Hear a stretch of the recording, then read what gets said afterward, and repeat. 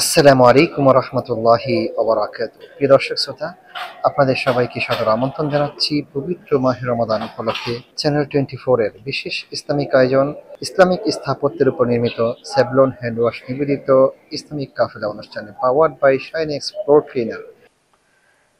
প্রিয় দর্শক, আজ আমরা আপনাদের নিয়ে যাব মক্কা আল মুকাররমার আল হেরা মিউজিয়াম বা হেরা এক্সিবিশন দেখাতে, যা পবিত্র মসজিদুল হারাম থেকে 4 কিলোমিটার উত্তর পূর্বে প্রতিষ্ঠা করা হয়েছে রিভেলেশন এক্সিবিশন। এটা হেরা সাংস্কৃতিক জেলা হিসাবেও পরিচিত। এখানে পাক ইসলামী যুগের ধারাবাহিক ইতিহাস তুলে ধরা হয়েছে। হাজী সাহেবদের রিভেলেশন এক্সিবিশন ঘুরিয়ে ঘুরিয়ে দেখানো হয়। শত শত লোক সে এক্সিবিশনে কাজ করছেন এবং বিভিন্ন দেশ থেকে আগত হাজী সাহেবদেরকে এখানে এনে মক্কা আল মুকাররমা সহ ইসলামের ঐতিহাসিক বিষয়গুলো এবং কোরআন এবং হাদিসের বিভিন্ন ঘটনা তুলে ধরা হচ্ছে। সেখানের গ্যালারি ঘুরে দেখা যায় উন্নত প্রযুক্তিগত উপস্থাপনার মাধ্যমে রাসূলুল্লাহ সাল্লাল্লাহু আলাইহি ওয়াসাল্লামের জীবনের নানা গুরুত্বপূর্ণ ঘটনা তুলে ধরা হয়েছে। এছাড়া ঐতিহাসিক হেরা গুহার একটি মডেল স্থাপন করা হয়েছে।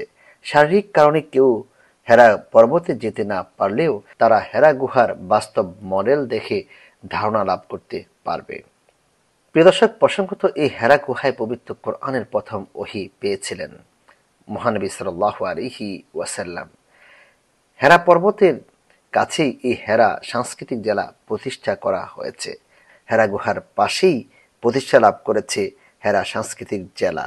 রাসূল সাল্লাল্লাহু আলাইহি ওয়াসাল্লাম তিনি যখন সেই হেরা গুহার মধ্যে পাহাড়ের চূড়ায় সেই গুহার মধ্যে নবুয়তের সুসংবাদ পেয়েছিলেন, তারপর তিনি সেখান থেকে নেমে এসে কি কাজ করেছেন, কিভাবে মক্কা আল মুকাররমায় ফিরে গিয়েছেন, কিভাবে মক্কার লোকদেরকে দাওয়াত দিয়েছেন এবং রাসূল সাল্লাল্লাহু আলাইহি ওয়াসাল্লামের সঙ্গে কাফির মুশরিকরা কেমন আচরণ করেছে, এই বিষয়গুলো এখনো যারা এই এক্সিবিশনে আসেন তাদেরকে সুন্দরভাবে উপস্থাপন করা হয়ে থাকে।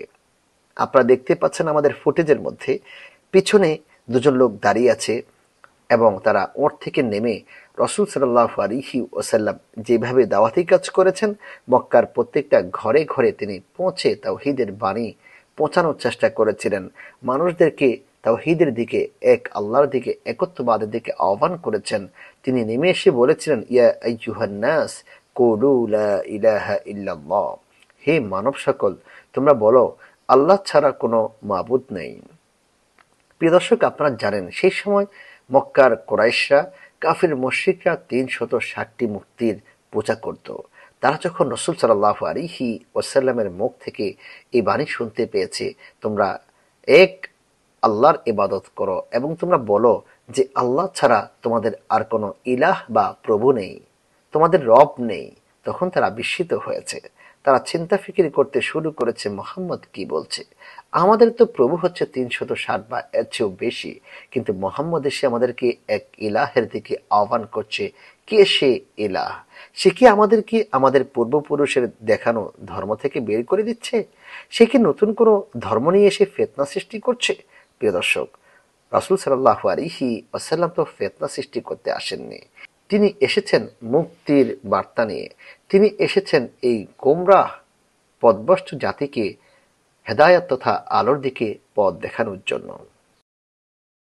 প্রিয় দর্শক, আপনারা দেখছিলেন আপনার প্রিয় অনুষ্ঠান স্যাভলন হ্যান্ড ওয়াশ নিবেদিত ইসলামিক কাফেলা powered by Shine explore cleaner. সময় হয়েছে ব্রেকে যাবার একটি ব্রেকে, ফিরবে একটু পরেই, সঙ্গে থাকুন।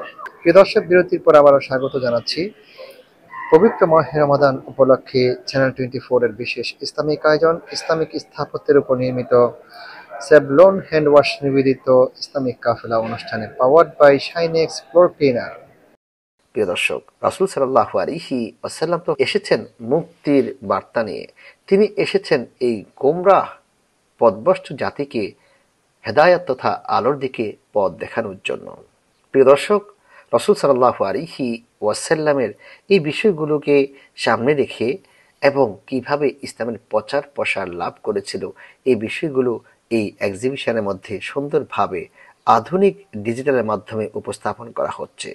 আধুনিক ডিজিটাল ব্যবস্থাপনার রিভেলেশন গ্যালারি, পবিত্র কোরআন জাদুঘর, হেরা গুহার মডেল, বিভিন্ন ঐতিহাসিক তথ্য এখানে তুলে ধরা হয়েছে। একই সঙ্গে এক্সিবিশন সেন্টার ঘিরে পার্ক, ক্যাফে, রেস্তোরাঁ শপ ইত্যাদিও গড়ে তোলা হয়েছে। গ্যালারিতে পবিত্র কোরআনের বেশ কয়েকটি প্রাচীন ও মূল্যবান পাণ্ডুলিপির সংগ্রহ প্রদর্শিত হচ্ছে। এছাড়া ইমাম বুখারী রহিমাহুল্লাহ তাআলার সংগৃহীত হাদিসের মূল্যবান পাণ্ডুলিপিও এখানে শোভা পাচ্ছে।